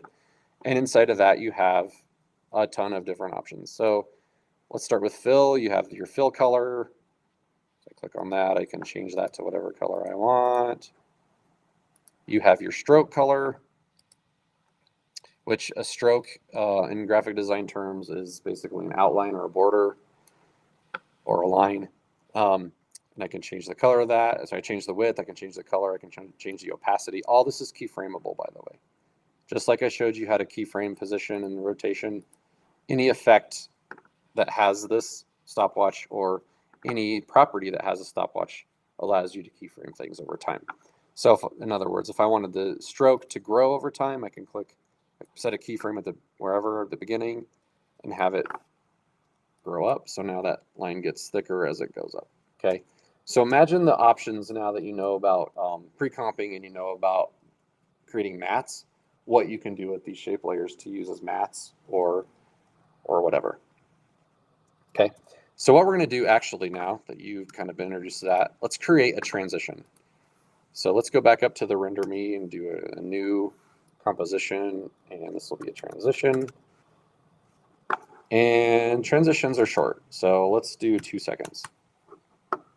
The idea of a transition, if you're a video editor, you know how these work, but they typically start with nothing on the screen, so it's alpha channel. And then a graphic comes onto the screen and fills the screen, so you can put 2 ends of videos together, and then it leaves the screen. So it transitions between 2 pieces of video in a seamless way, and the graphic kind of covers that up. Okay, so what we're going to do is we'll create a circle transition or a wipe. Sometimes they're called wipes. We're going to use a shape layer to do that. Okay, so let's go ahead and in this transition blank canvas, we're going to go up to that same menu, and we're going to drop that down, and we're going to click on ellipse tool. Okay, now I can do a couple things. I can drag and draw it and hold down shift to make a perfect circle. Or if I want that to be in the center of the screen, I can just double click that. And because I have this pre-comp selected, and I double click that, it's going to put the ellipsis in there. The problem is it makes it an egg shape because that's not a square composition we're working on. So to fix that, I can go down to my contents, ellipse, and then go to ellipse path. And you see the size here. I can break that chain link. I'm going to make that also 1080. Now it's a perfect circle. All right. So in this case, we're going to take the fill off. So it's just an outline. And I'm actually going to put the chain link back on and just grab this and scale it down. So it's not filling our screen. So it's about maybe a little bigger, that size. Okay. So what we'll do is we're just going to use the stroke width to create a transition. So let's go to stroke, and it defaults to 2 pixels. We're going to make that 0 pixels. Set a keyframe. Make sure you're at the beginning of the timeline. About halfway through, so about 1 second, let's just drag that and crank that all the way up to the point at which that circle fills the entire screen. And just watch what happens there. Okay. And then I'm going to show you guys a cool little thing. Let's duplicate that shape.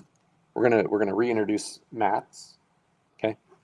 And we're going to use that same move to key it out. So we're going to slide that duplicate over, and we're going to get to the point where our circle fills the screen. And make sure this duplicate layer doesn't start until it's filling the screen. And then we're going to use that duplicate layer as a track mat. It's going to by default turn the eyeball off on that, visibility off on that layer if you use it as a track mat, which in this case is good. But sometimes you want to leave that on, so just keep that in mind. The problem is, though, when you use a layer as a track matte, it's going to keep it as a positive track matte. I didn't hit on this before. We want to invert that so it keys it out as opposed to keys it within that matte.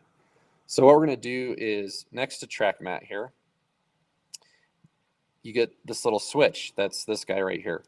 Alpha matte selected, click to switch to Luma matte, which we don't want to do.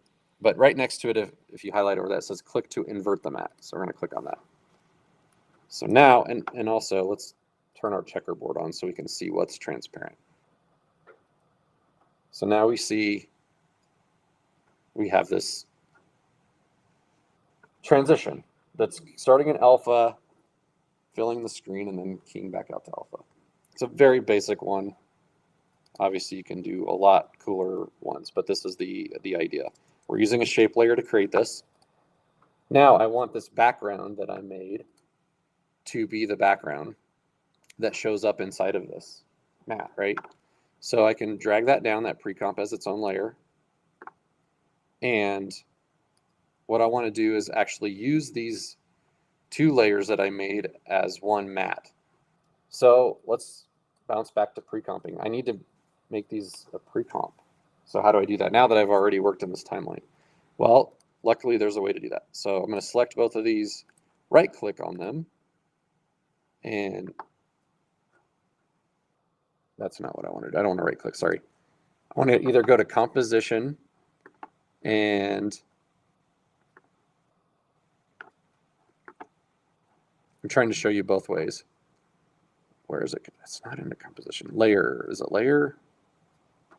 Create? No. Okay, I'm just gonna have to stick with the shortcut. It's Command-Shift-C. It's create a pre-comp from whatever layers you have selected.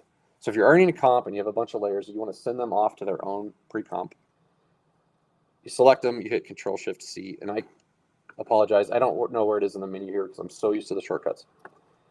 But this is a chance for you to read. So I'm going to rename it. So I'm going to call this transition matte. I want to move all the attributes to the composition. It doesn't even give me the option. There are times when you want to leave the attributes in here, which are like if there's keyframes involved or whatever. That only works with a single layer though. If you're moving multiple layers together, you're only going to be able to move them with the attributes included. You're going to move the attributes with them. Say okay. So what happens there is it now makes that a single layer, and it also creates this pre-comp up here, which it's not a render pre-comp, so I'm going to move that over to pre-comps. Now I can take that background loop and just like we did before, use that matte as a transition, or as a matte, I'm sorry, that layer as a matte for our transition, and it's got the background in it. So you see how this is all starting to come together? Okay, so now we have our graphics package. We have a background loop. We have our lower third, a couple of versions of that. Where my text ended up on that? I guess I deleted it. And then we have a transition. So the last thing left is a intro. Let's see. We did pretty good. We're going to finish this real quick. So shape layers, what I would say is that was the very basic. I showed you how to create them. I showed you some of the properties in there. There's a ton of built-in presets. Let me go back into this real quick just to show you. Shape layer practice. Okay. So there's all these kind of preset or all these properties that come with it, but there's also these preset animations, extra animation and properties that you can do. So there's like trim paths is a big one. Let's say I wanted this stroke on here I wanted it to like draw on or draw off. I'm going to go to select trim paths, and it's going to add that as a new property. And now I have keyframes. And because there's a fill in there, you're seeing it kind of wipe on. But this is how you see those effects where people's logos like draw on or the line art, or you could create your name writing on. Some fun stuff with that. So what I would say is if you have a couple hours, sit down and just play with shape layers because you could do some really awesome stuff with it. Okay, let's build our final piece and then we'll be done. right, so we're going to use our background loop as the base. I'm going to pull that into a new composition. By default, it's going to rename it what I just drug in, but put a 2 behind it. So I can come up here and click on that, right click and do rename, and we'll just call this intro. I got my background pre-comped in there. Let's go out to, and I gave you guys all this video because I thought we would have time to work on like creating a nice intro. If you have time tomorrow or whenever you're working on this, use this video. You know, you can use it for whatever. It's stuff I got from Pexels. It's copyright free, so you can play with it or whatever you want to do with it. And just, you know, you can edit with it or do whatever. But for tonight, we'll just keep this simple over our animated background. Let's see, did I put it here? I think I did. In that video folder, there's a file called logo gear loop. Go ahead and import that. And I'm gonna go ahead and pull that down over my background.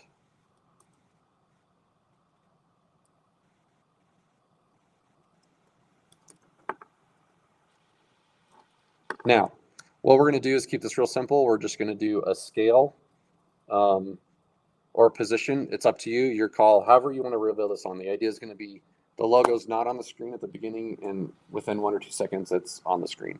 And it doesn't have to be this big either. Before we do that, one other thing I want to show you about looping. So this file was created as a loop, but you can see it's only 3 seconds long. You can't do this with pre-comps, but if there's a file that comes in that's created with a loop, or any clip that comes in, you can loop it as many times as you want. Over here is that file in our project window. I can right-click on that, go to Interpret Footage, Main, and in this sub menu here, where is it? Loop down here, 1 times.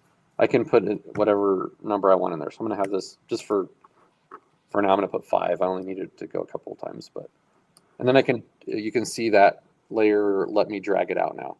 So now it's going to just repeat itself, and I built it as a seamless loop. So those gears or those spinny circles are just going to keep going as long as I need them to. Okay, so go ahead and take a second and animate this on however you want with whatever whatever technique I showed you. I'm just going to do something here. It doesn't have to be super fancy.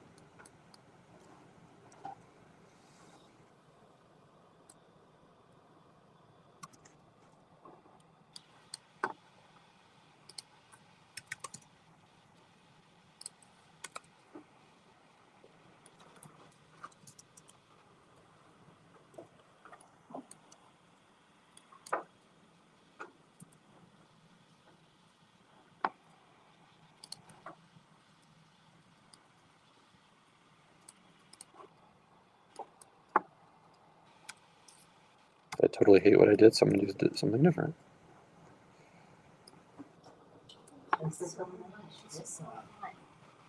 You bet. Sorry we had to go so fast. Hopefully you got. No, appreciate it. Yeah. Good intro. Yeah, exactly. Is this recorded, by the way? Oh, good. Then you can go watch it as many times as you need to. 25 million times. Awesome. Thank you. Thank you. I'm going to give you another pointer, which never mind. If this were a vector logo, I could click on this little guy here, this little asterisk switch, and it will continually rasterize it, which means it won't lose any quality. Heck yeah. But mine's a clip, or this is a clip, so it's going to get gross as chunky if I scale it up. Pixelated. Oh. I don't want rotation on it.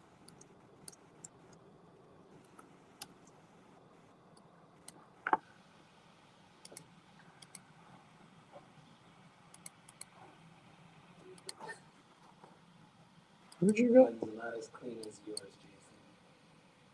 Jason. Mine's not really what I want it to be either, but it's like time. Mine has a 1996 vibe. Does it? So check this out. One other thing that I just came across, which is great to show you guys. You notice how mine's like all wonky, like it like flies in and then like moves over. My keyframes don't match. I have linear keyframes and easy ease. So I want to make sure if I'm doing a move that includes different properties, that those are both the same kind of keyframes. I'm just going to do something real quick here. I'm going to create a mask. That one I'm going to just have the logo. This one I'm going to just have the lands.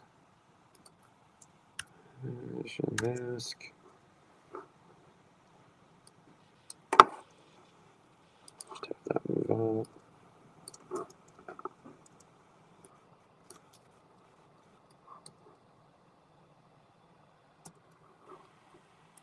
So on mine, I did a scale in, and I had to use position and scale because the O is not centered, so I had to position it. So I keyframed those two properties, and then I actually made a duplicate of the logo, masked off the top part as one layer, and masked off the bottom as another layer as a tagline, and then I animated the tagline separately, and just did a drop down. So all kinds of stuff you can do, obviously, but hopefully that gets you guys started and at least whets your appetite for how powerful and how fun After Effects is. We didn't need to touch on this, but you can do 3D. When I say that, you can work in 3D space, so you can have typically it's like using 2D objects in 3D space. So let's say you have photos and you want to have them like the camera fly through them as they're like lined up in Z space. You can have the photos fly by. You've seen that effect. You can create some cool photo movement with parallax. But more recently, they did add the option of extruding shape layers. So you can actually have logos that have extruded depth to them. So super powerful, super fun. I would say hopefully this helped, like I said, get you started, but take some time to just dive in and play with it. There's tons of tutorials online. I am available to answer questions if you guys need to reach out. My website has a way to contact me, and there's some other training options available on there as well if you want to go a lot deeper. So yeah, thanks for letting me come and talk about After Effects. I had a good time, and hopefully you guys got some stuff out of it. Thank you. Yeah. Totally. Always goes so fast.